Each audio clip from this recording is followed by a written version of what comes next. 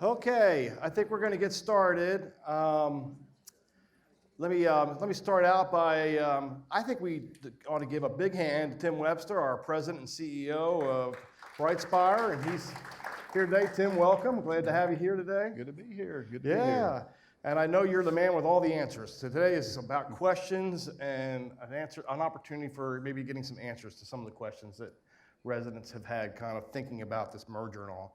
But I want to go over, before you start, I want to go over kind of what our format's going to be today. So Tim's going to start out by taking 5 or 10 minutes and talking a little bit about kind of what's the latest with the merger and some of that information. And that in itself might answer some of your questions. I also received several questions from residents, either written through email or just verbally. And so we're going to do those after Tim does his update. And then at the end, after that, if we haven't answered all the questions that you all have, we'll go ahead and allow the audience to participate and actually have questions at that point. So that's kind of the format today. So please hold your questions until the end. Hopefully you can, when a question comes to your mind, you can remember it when at the end of the thing today. So, because I've gotten older and I know what that's like, that I don't remember questions when they come up in my mind. So hopefully you can find a way to remember those questions in case we don't get to them. But you know, I'm going to turn it over to Tim and let him kind of give us a brief update about what's going on with the merger at this point. So, Tim, welcome. All right. Thank you, Tom, and thank you all for being here and your interest in the merger. It's an exciting time for the organization. It's an exciting time to be in senior living, and so just thank you in advance for the time today and your interest. But I thought I'd start out by going over again. Steve Fleming and I were here back in June when the letter of intent was signed. And I just wanted to go back, and the first question that I hear most residents, why are we doing this? Are there troubles with the Presbyterian Homes Brightspire? Why are we doing this? Because we've heard that we're doing so well. And that just to clear the confusion on that, we are doing really well, and we're coming at this as from a position of strength. But the board of Brightspire and my job is to I've always heard that the board's job is not to fall in love with the organization, but to fall in love with the mission. And the board is committed to the mission of serving senior adults. The board is really engaged in having a strong organization for your benefit and so on. So yes, it does love the organization Brightspire, but it loves the mission of serving senior adults more. The other thing that's always a challenge for a board, and I think a sign of a successful board, is I'm a big sports fan. And I'm still recovering from Appalachian losing to UNC on Saturday night. But let's go to hockey for a minute. Any hockey fans out there? A couple. But we all know, though, even if you're not a sports fan, one of the best hockey players ever was who? Wayne Gretzky. And some of you are nodding your heads. You know what I'm going to say. From a business standpoint, we need to be like Wayne Gretzky. What made Wayne great is he had the ability to know where the puck was going. Not where it was, but where it was going to be. And in business, we need to be looking at where is the puck going to be. Not in 2023. I think we've got a pretty good thing here at River Landing, don't we? Yes. Yeah, other than a little inconvenience from some parking lot paving, but that's going to be an improvement.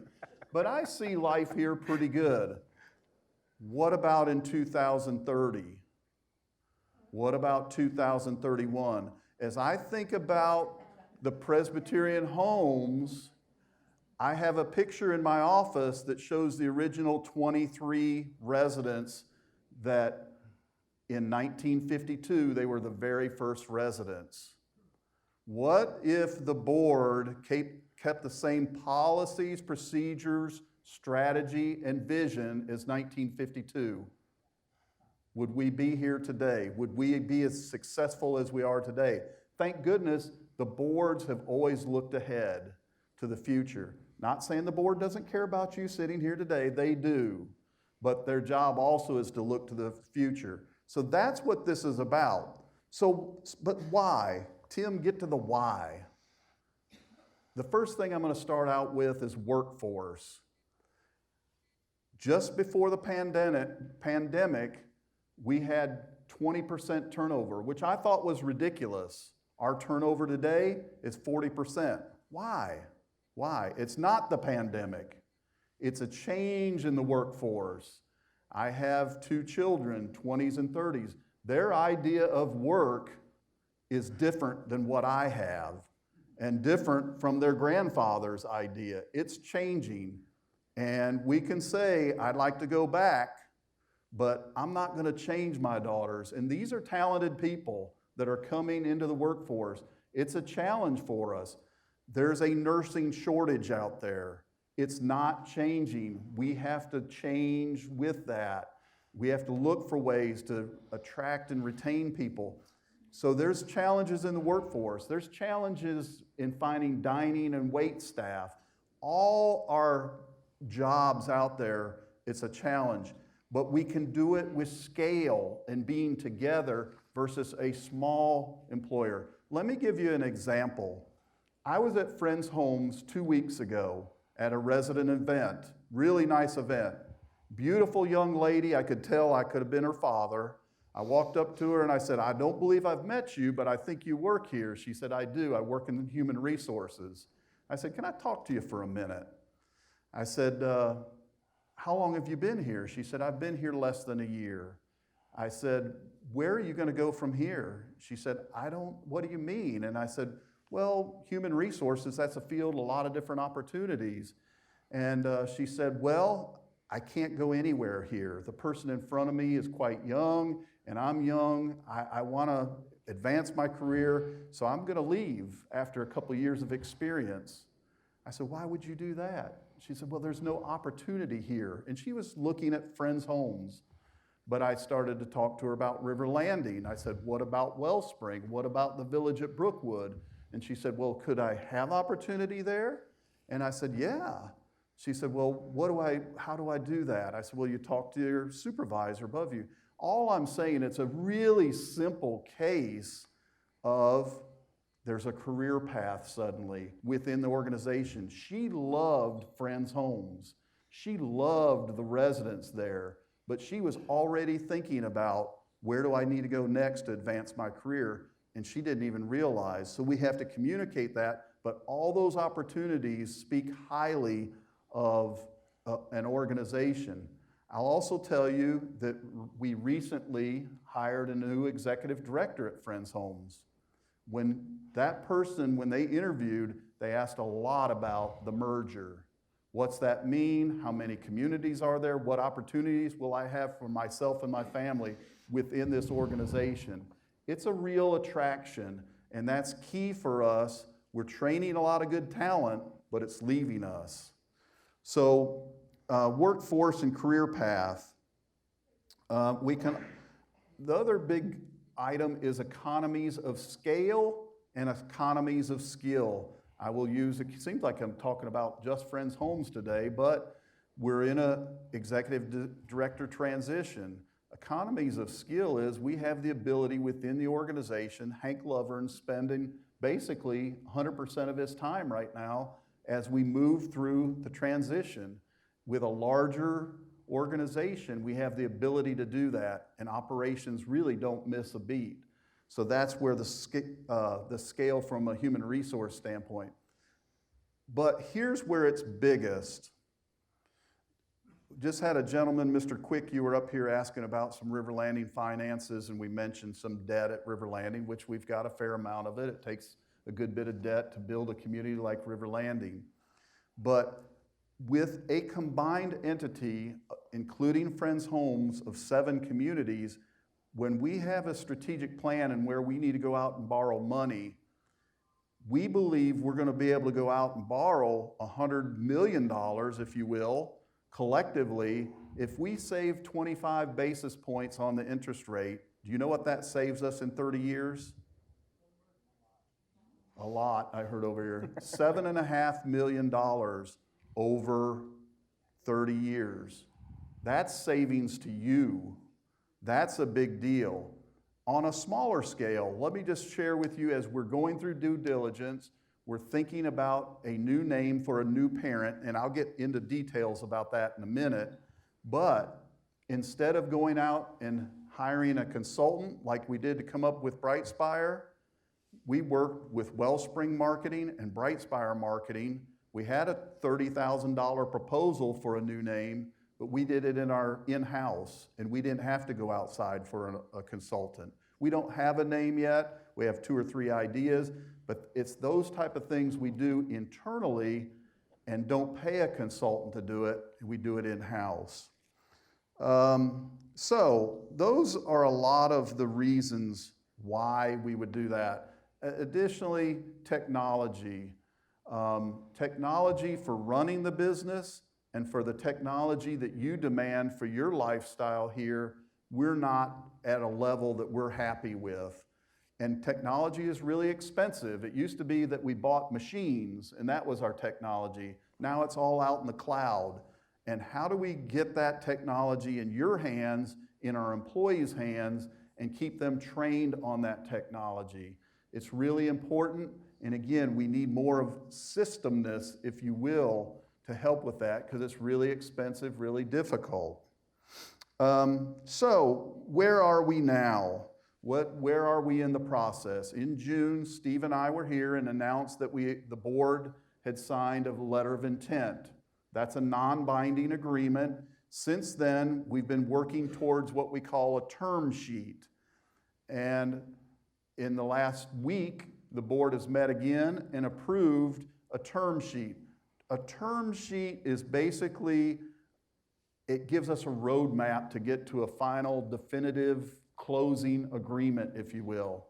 So let me just give you some of the high level, what's in that term sheet. We've said this is going to be a partnership of equals or a merger of equals. What the term sheet says, it anticipates a new controlling board where the Management Services Office of Wellspring and the Management Services of Brightspire will come together under a controlling parent. Brightspire or Presbyterian Homes, Inc. will remain. Wellspring will remain. It will have equal membership on that controlling parent from our Board of Governors and from the Wellspring Board, 5 members from each.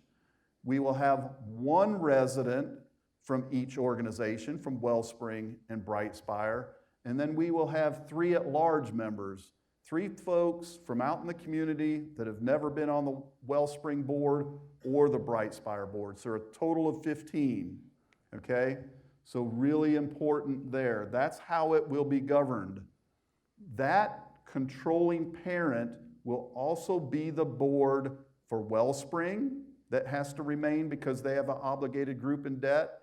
It will also be the board for Brightspire and its communities. Same board there. Very efficient management of the overall organization coming out of that. Okay? There's been a lot of question and concern about resident representation because right now on the Board of Governors, there's 1 from each community and so on. If we did that, we would have about 5 residents on the board. Not quite the way this sounds. That's too many on a volunteer board and so on. So therefore, the 1 and 1. What we have talked about is a board committee made up of representatives from each community that would talk about resident life and it would have the ability to have a connection to the parent board and have input on the board level. We're also in the midst of a lot of due diligence. We are sharing a lot of policies, procedures, contracts, financial information, things like that with Wellspring, and Wellspring is doing the same. Attorneys are reviewing that and so on. We also have hired a consultant. We have a highly effective team. I'm blessed to work with people like Tom and Lisa, but also people that you don't see every day like Tom and Lisa, Hank Lovern, Julia Hanover, Mark Collins, Marisa Ray, Willie Lash. Some of these people you know, some of them you may not, but we're right up at 2109 Sandy Ridge Road, a really talented team that supports Lisa and Tom. But Wellspring has a similar, very effective team.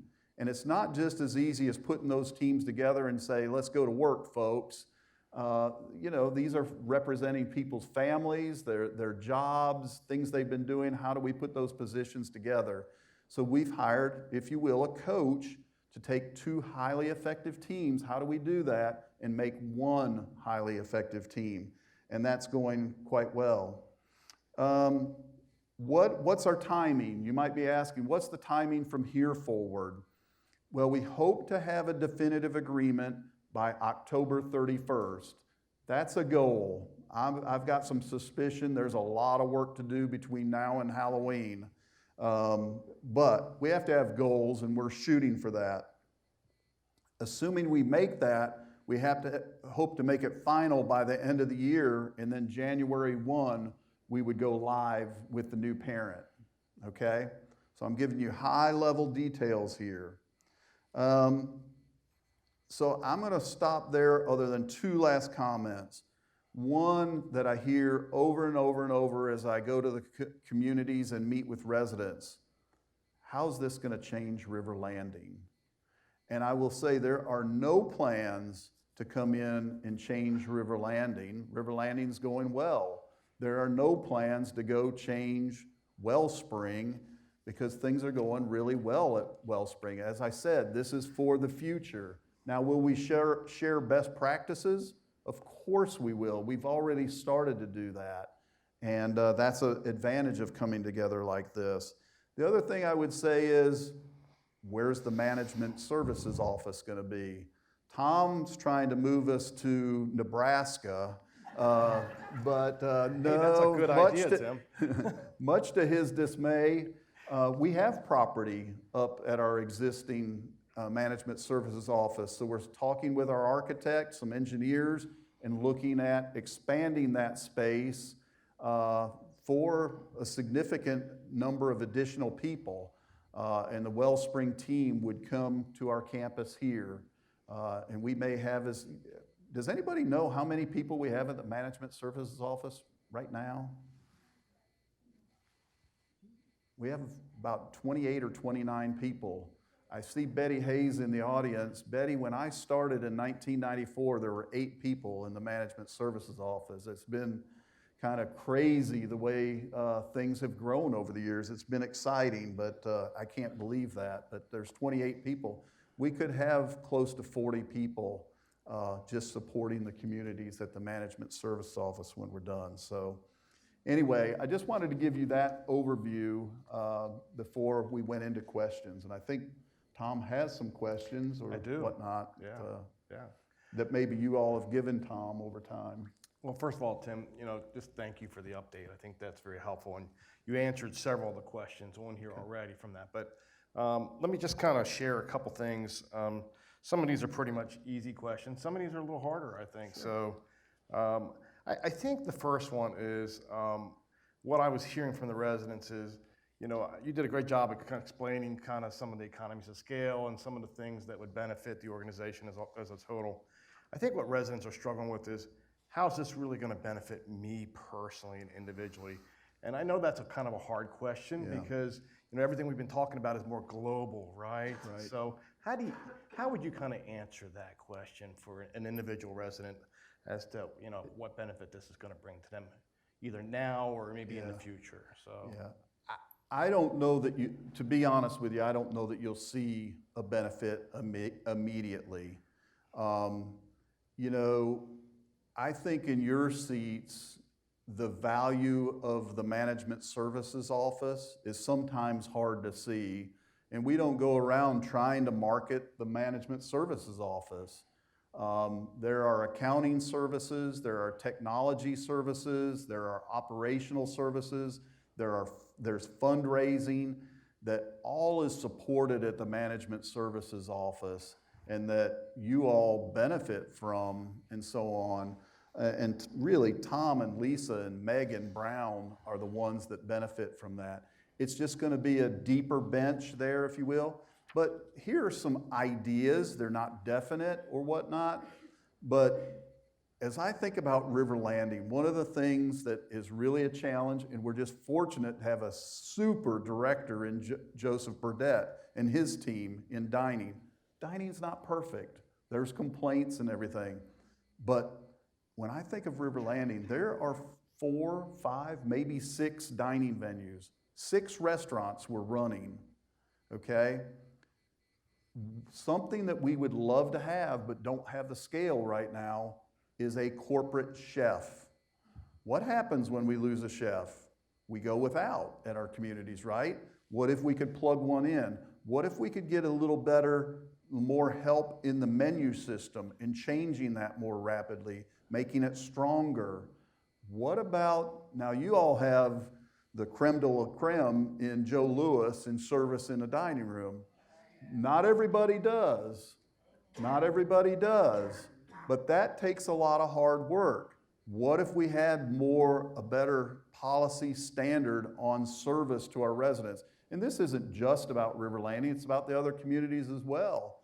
And we struggle with service these days. But have the ability to have stronger programs for dining. You know, that could be an area. Mm-hmm. You all know we have looked at other, well, we do own a therapy company now. It's a therapy company that you all have the opportunity to use in healthcare or in the gym or whatnot. That's been a big benefit. The profits to that come right back into our communities and so on, which is good. So we have control of that, plus the monies that are made instead of going to some provider out there that we contract with, they come back. What if we had a pharmacy company? How many people take a medication out there? Or maybe better yet, how many don't? Because I need to come talk to you right there. I need to talk to you in the back. But we all do. But a lot of communities like us own their own therapy or pharmacy. You need it. You're going to use it. And again, do you think your current, whether it's Deep River Drug or Walmart or CVS, do you think they make a profit off your monthly script? Of course they do. And could we have our own therapy company? I know, or pharmacy, I keep saying therapy, we already have that. But I know of an organization similar to ours, about twice as big in Pennsylvania, that started their own pharmacy company about 25 years ago. About 5 years ago, they sold it, $30 million. What did they do with the $30 million? They bought drugs. They paid it to their executive director. Hey, no. all right. No, they put it right back into their mission and enhanced their services and support to the residents. You know, those are things that we may be able to do and could be a benefit to you. So Tim, that's a good answer because, you know, I also see, and you tell me if I'm wrong, you mentioned the dining and being able to, you know, with having more communities kind of falling under our umbrella, you know, that we could have some corporate presence for the dining side. But I could see that falling into public safety. I can see that falling into environmental services or housekeeping and laundry. I can see that falling into wellness and some different areas like that. I mean, there's a distinct possibility that that could be the case in other areas as well, right? That's right. I mean, public safety, we already do that with Friends Homes.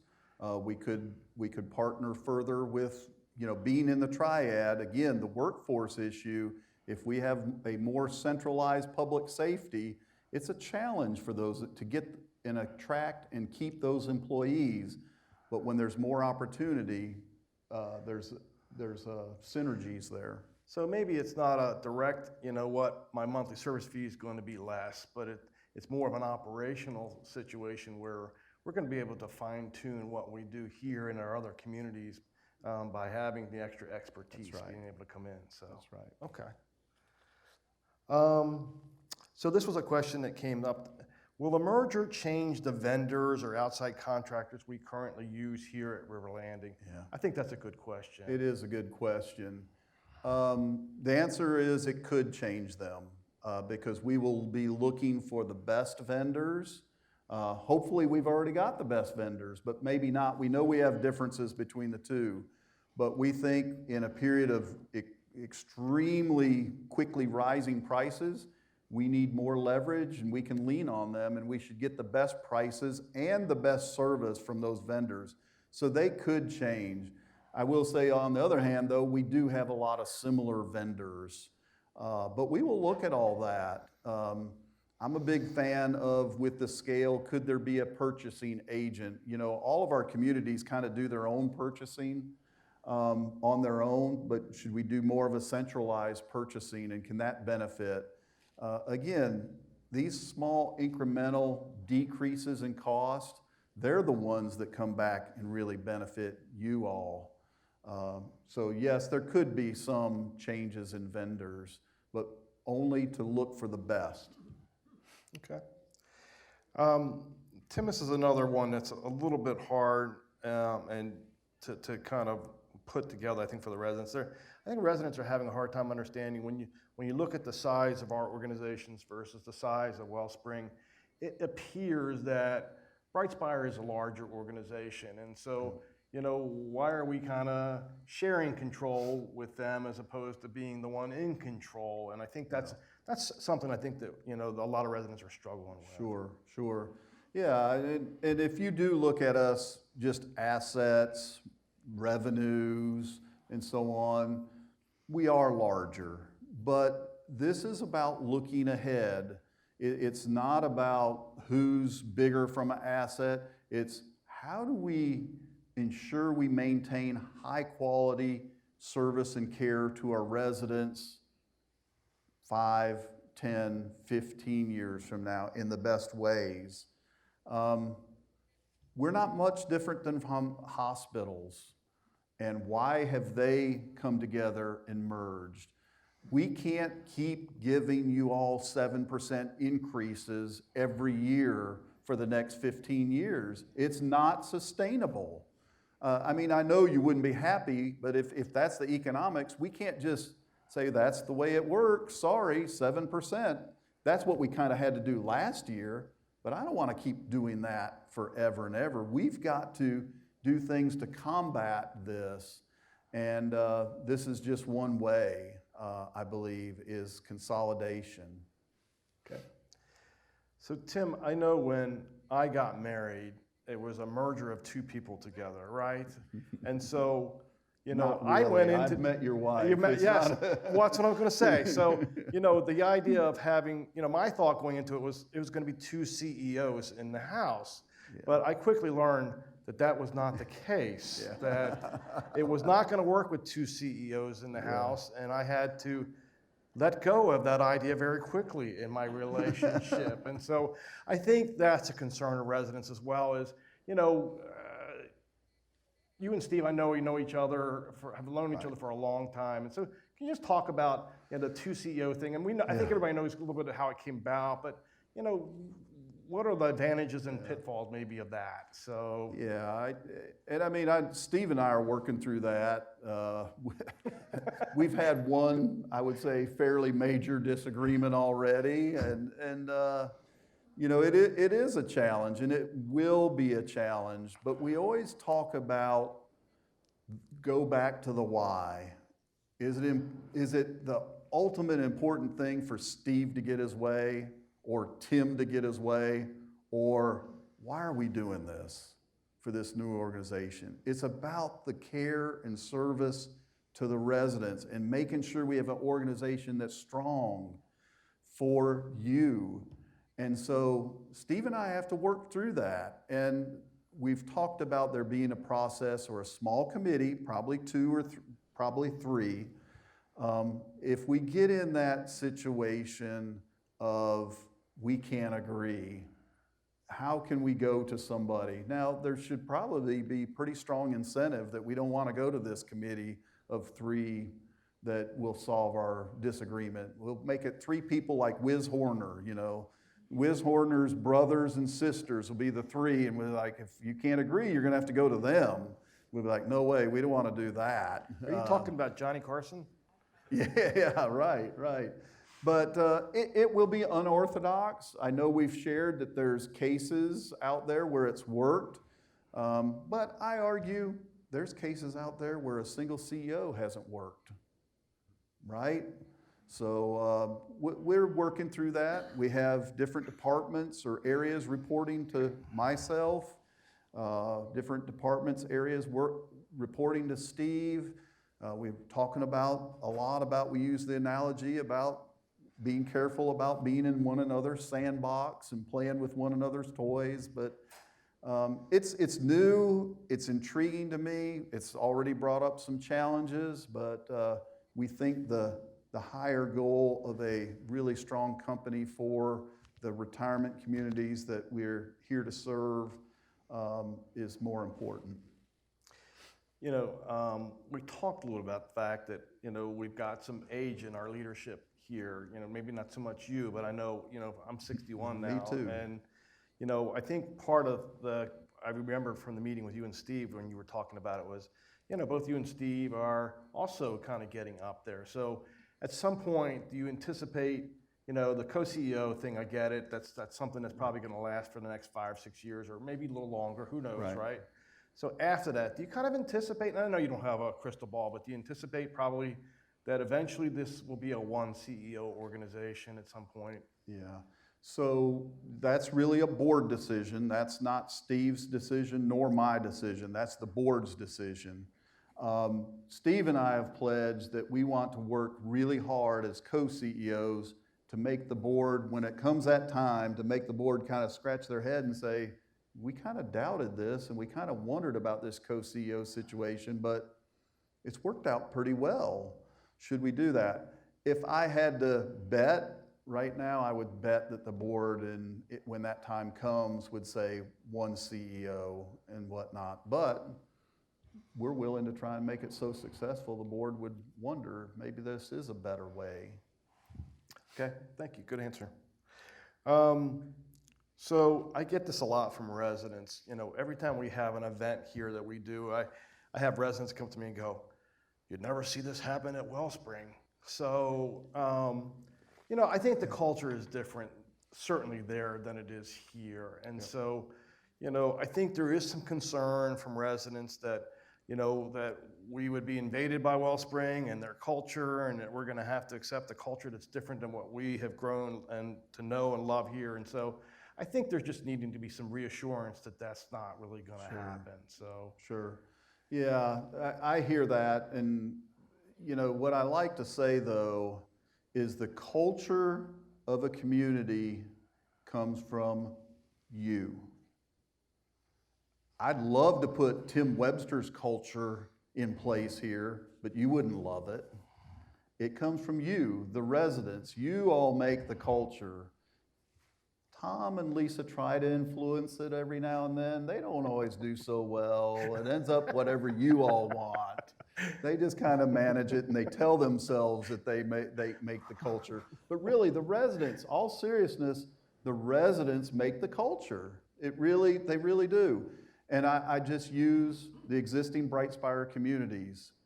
The comment about we don't want to be Wellspring, I'm always intrigued by when we have the Olympics, the Brightspire Olympics now.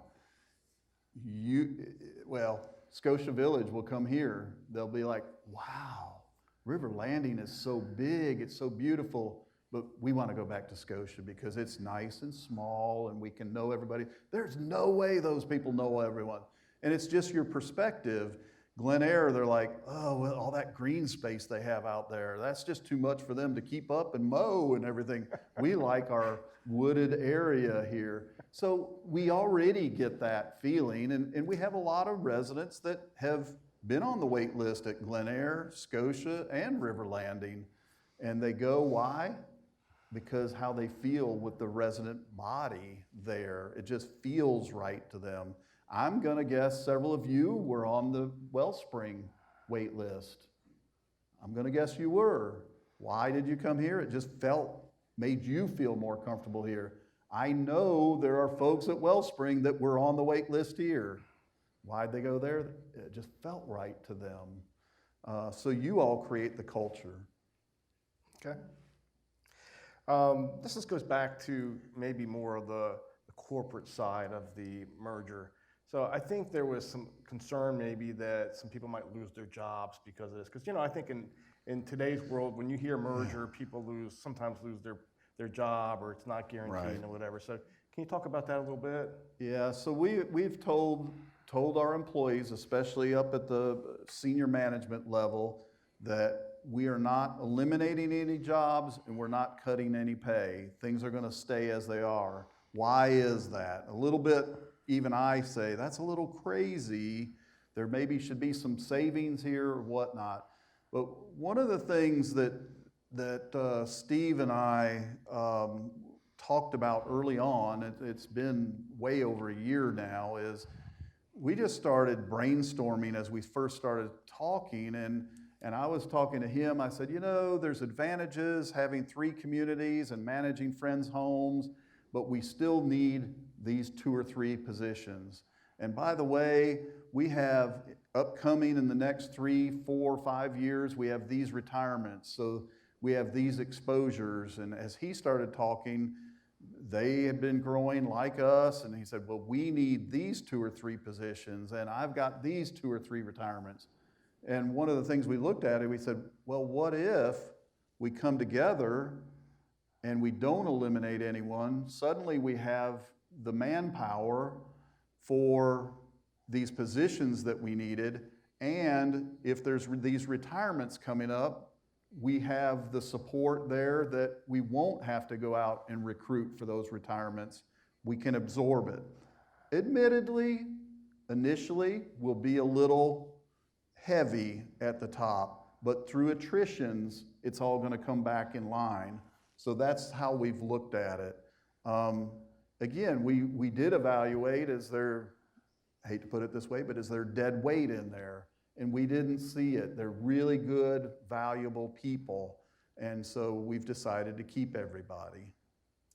Well, I can speak personally for Lisa and I that what you said before, and it's really for our entire staff, the support we get from the Management Service Office. I know I kid a lot about wanting to build a wall and a moat and all that kind of stuff around you all up there, but the reality is, we would not be able to do what we do without the support we have from the Management Services Office. And so, having more people that we can have access to just will make it much easier for us to do our jobs here. And so, I think I can see that as being a benefit for us here for sure. So, well, that was all the questions that I had received from residents and from other folks. So we'll go ahead, and I think Lisa's and Allison have got microphones. If you have a question, raise your hand and we'll get the microphones to you and see if we can answer some questions for you. How do you deal with the differences in the debt loads of each unit, each community? Yeah, I'll repeat the question. Thank you, that's a great question. The question was, how do we deal with the debt loads of each organization? I believe that was the gist of your question, correct? Okay, so this gets a little in the weeds, but so in financing life plan communities, we have what we call obligated groups. And so if you take Brightspire right now, I need like a whiteboard up here to draw it, but if you go out to our bondholders today, which they're people like Vanguard, T. Rowe Price, and so on, all they see is the Presbyterian homes. They don't know well, they do because they have our official statement.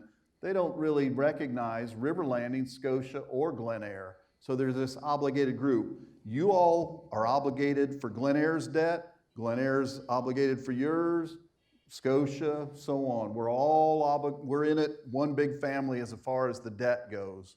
Now, we always account for it separately and so on. Well, Wellspring has the same thing. And in our due diligence, we went to our bond counsel, and bond counsel said, you're fine to create this new parent, but Brightspire Presbyterian Homes, you dare not pay any of their debt. And by the same token, Wellspring, you dare not pay any of Brightspire's debt. So we have to keep it separate. Now there could be an opportunity in the future that we borrow collectively together, and that's where we could get some savings. But both organizations are strong, but we have two separate obligated groups, and they must stay that way, because we'll get ourselves in serious financial and legal trouble. What is our connection with the Presbyterians and now and in the future? Okay, great question. What's our connection with the Presbyterians now and in the future? So I think most of you all know we have very, very deep roots with the Presbyterian Church, because it was started, the Presbyterian Home of High Point was started by Albemarle Presbytery in the 40s, actually. It incorporated first residence in 1952. So it was grassroots, donations started it, capital campaigns, that's there. Over the years, as the church has evolved and Presbyterian homes has evolved, and quite frankly, the legal ramifications of doing business, we've had to grow apart legally, okay? So it used to be that the Presbyterian Church elected our board members, and he who elects also controls. Several years ago, that all changed, because we didn't want, if something bad happened at ex-Presbyterian church in the area, we didn't want people coming after the assets of the Presbyterian Homes, Inc. We had nothing to do with that church. But because they were electing and everything, that could have happened. And vice versa. The church said to us, hey, Tim and Tom, you screw this up, we don't want your debts. We can't pay for those. So what we did is we formed a covenant relationship with the church. And it basically says that, you know what, we're going to support the churches locally, and many of you sit in the pews, and we support in other ways the churches, but by the same token, they promised, it's just basically a promise to support us. How do they mainly support us today? By leadership. As I look at our board, there's no requirement in the bylaws, but we look for talent in the churches. And it's not just the Presbyterian Church, it's the Baptist. You know, we've had a board chair on the Board of Governors that was a Baptist. Shame on us. No, he was great. We've had an Episcopalian, we've had a Methodist. So there's always been strong Presbyterian ties. We don't want to forget that. That's just like in talking to Steve, Wellspring was started by 9 Greensboro churches, and that's really important to them, both their history and going forward. Can you tell me how many currently contractors are we using for services here at River Landing? And also, what is the future plan for contractors here at River Landing? So the question is, how many contractors do we have here at River Landing? Do you mean like construction contractors, or, I mean, we contract? No, for constant everyday services like Trinity Rehab. Oh, that's one that we own and provide services. That's the only one in which we own and provide services. But we contract with lots of folks for services. It could be as detailed as, you know, there's hoods in the kitchen where they're preparing the food. Those have to be cleaned on a periodic basis. We contract with a contractor to come in and clean those so we stay in compliance with the health inspector. We contract for our pharmacy services that I was mentioning. So there's lots of things. Yeah, but even like elevators, Yeah. trash pickup. Yeah, I know, that's a great subject to talk about, isn't it? Elevators, which I would love to change our company at some point, but I'm talking about dining, housekeeping, every day that affects the residents. I'm not talking about Yeah. repairs to River Landing. well, we don't, We don't unless have- you're talking about like food purveyors that we get our food from. No, when I'm talking dining, I mean the staff. Okay, I they're don't mean providing There- product. For dining, we are what we call self-op. So like Joseph and Joe and all the other cooks and staff in dining, they're all our employees. They're paid under Brightspire. Now, what you may be referring to is Friends Homes. We have a relationship with a contract dining group Yes. called Morrison's. Right. We have that at Glen Eyre too. Right. And so we have been known to contract for that. There's pros and cons to both. If you want to get Joseph riled up, you can talk to him about Morrison's, because I don't care to do that. Yeah, But I no. am concerned because I know a lot of these contract services are not working out at other senior living situations. Well, So we I am will- concerned, and I was wondering what the future plan is. The only thing I want to say, so there's, I can say, I don't want, none of us have a free ride. I mean, the board could get rid of me tomorrow, and Joseph is top notch. The difficulty we have is there's only so many Josephs out there. Heaven forbid anything happen to Joseph. But if it does tomorrow, we're exposed big time. And it's really hard to find that. And I will tell you at Glen Eyre, and I'm not putting Glen Eyre down, that's a failure on our part. We went through about 5 managers trying to find a Joseph, and we failed. And it hurt the dining program at Glen Eyre. It's very difficult to find that person. Morrison's, on the other hand, they have a network. This is kind of like what we're doing with Wellspring. They have a network, and they can go out and find that person. Now, I do think we have to be careful when pointing at contract people, because I'm going to pick on you a little bit. You didn't even know if Joseph was contract or not. If he was contract, I think residents have a tendency to point the finger at the contract. They should not point it at the contract. They should point it at me. They should point it at him when it's contract. We're management. We hired him. So I'm getting in the weeds a little bit, but we have contract people all over the place. We have to, because we can't specialize in everything. But we try and pick and choose where we do that. Question.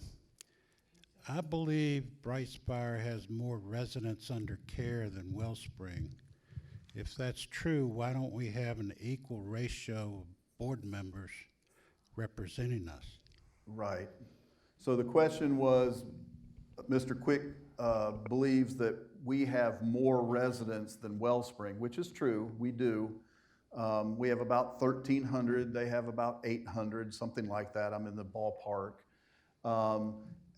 We just didn't see that we have to do it proportionately. We said we just need a highly effective board to manage the organization coming together. And that's just the fact of the matter of we didn't want to get into prorating everything. With advertising, we go to Greensboro Symphony and there's a Wellspring ad, there's a River Landing ad. Now will there be ads from the unnamed board that will include both? I mean, I guess something like that, or even marketing will, if we have 7 years and Wellspring has 3, will they suggest that they go to the other community? Yeah, great question. So the question's about marketing. If you go to the Symphony or maybe even Tanger at the Playbill there or whatever, you see Wellspring, River Landing. Y'all understand why we advertise there, right? Because I go to Tanger now, and anyway, I see y'all getting off the bus, and my wife's like, well, when can we get on that bus and be dropped at the front door? We have to go in that parking deck and everything. But I could see us doing more joint advertising. It's expensive to advertise in that type of thing. A real benefit right now of the Friends Homes River Landing partnership is our wait list is, in my opinion, too long here, and people can't wait that long to be here. And we've had a fair number that have gone to Friends Homes because there's space there because they just finished up an expansion and so on. So I could see that happening.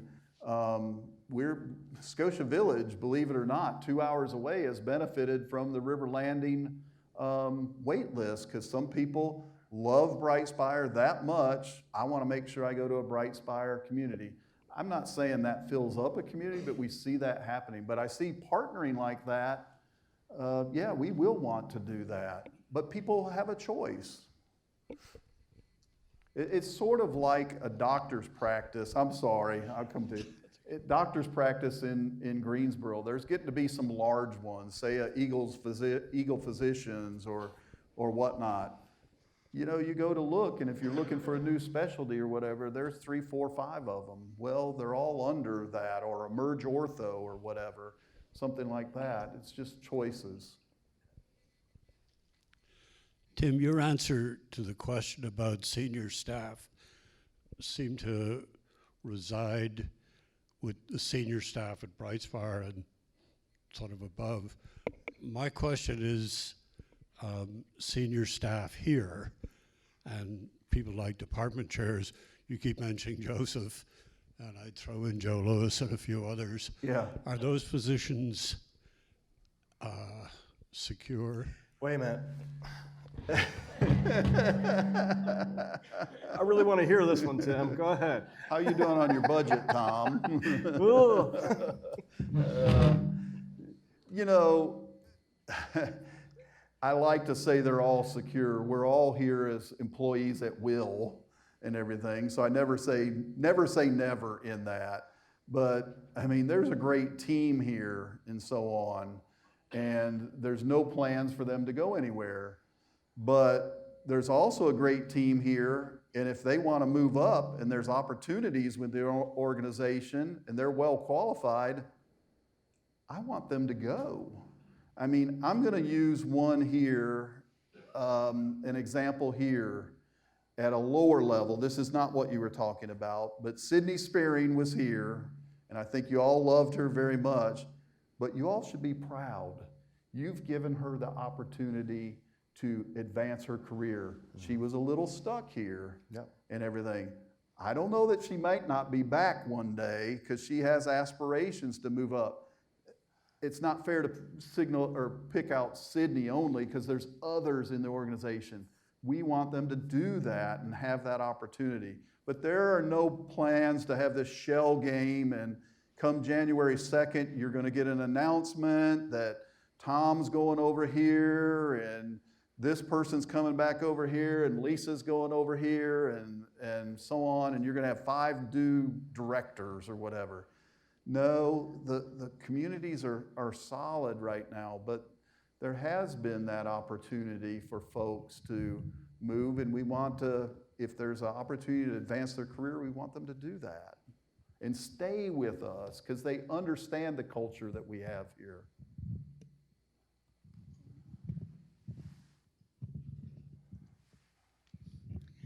Would you please tell the people at Wellspring to stop saying they are buying us? Well, you'll have to stop saying that we're buying them. I have not heard that, but obviously you have. Did you all hear what she said? You have, yeah. You know, there's a lot of people will say things and whatnot, but there's no truth to that.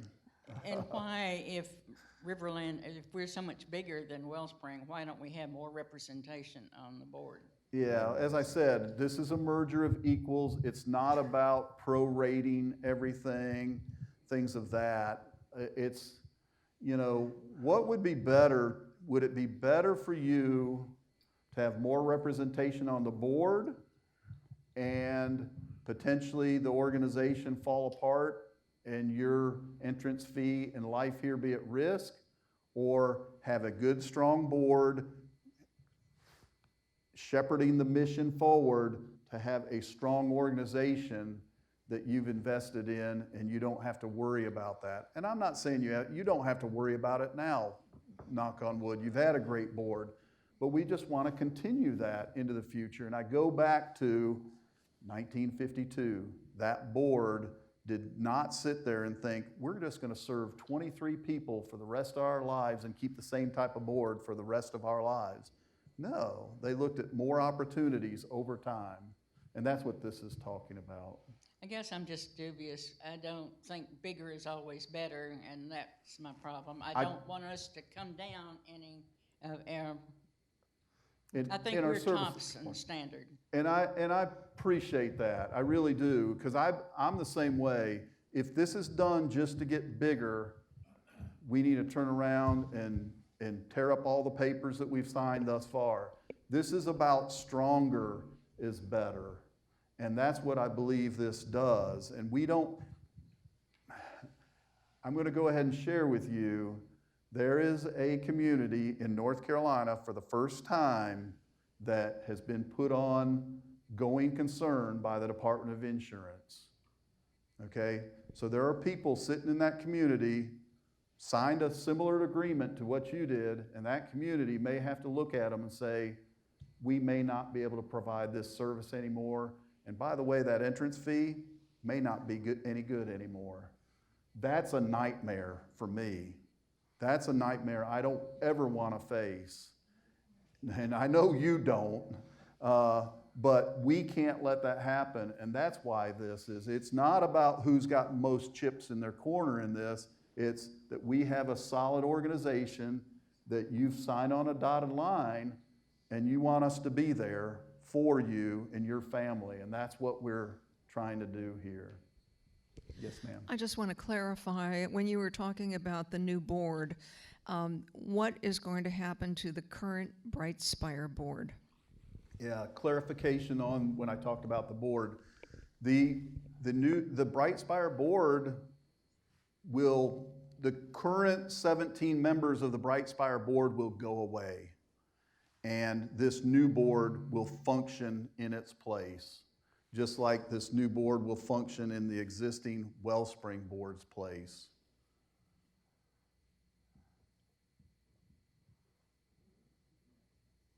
How will that board be chosen? Yeah, so how will that board be chosen? I will say from the Brightspire standpoint, it is the 5 members of the executive committee. Wellspring has mainly their executive committee, but it's been close to the executive committees of those boards. What about the residents, Tim? How do you think? Haven't decided Yeah, that that's going to be a yet. hard one, isn't it? Yeah, Gotta figure because that out. yes, Tom's asking about the resident representative and everything, and that's why we've, because I know you're going to sit there and say, well, we want, our resident at River Landing to be on that board, and Scotia's saying the same, Glen Eyre's saying the same. We'll just have to have one board. We'll look at the skill sets needed and look for the talent we need on the board from a resident perspective. And that's why we've said, again, I'd like to say Steve and I are this brilliant. No, we go out and steal best practices. There's a group in Chicago called the Covenant Communities. They have 13 communities, and we've reached out to them to say, how do you do this with 13 communities and making sure the residents are represented and having a voice on the board, even though you can't have 13 residents on the board? And they gave us this, we have this advisory committee, and they have a link to the board, and so that's worked really well for us. And so we've asked to get some information, some agendas, and how that works best. And that's the nice thing about the nonprofit world, is we share a lot of ideas, and we need to reach out some more. That's one idea. There's probably others out there, because there's other much larger. We happen to be right now, we don't ever, because again, to your point, bigger's not better, stronger. We are the 80th, just by ourselves, Brightspire, the 80th largest nonprofit life plan organization in the United States. That's great, but that means there's 79 larger, and so we could, that are doing this on a bigger scale, we can look for best practices on how to address that. Okay, Tim, I think we've exhausted all of the questions at this point. All right. So I want to personally say thank you for coming in today. I know you'll hang around if people want to ask you individual questions. Sure. Hang around for a few minutes to be able to ask those. But let's give Tim a hand. This is a big thing, and I appreciate him coming and talking to us today. Well, So, thank you for the opportunity, and I will be around here for a while. thank you all very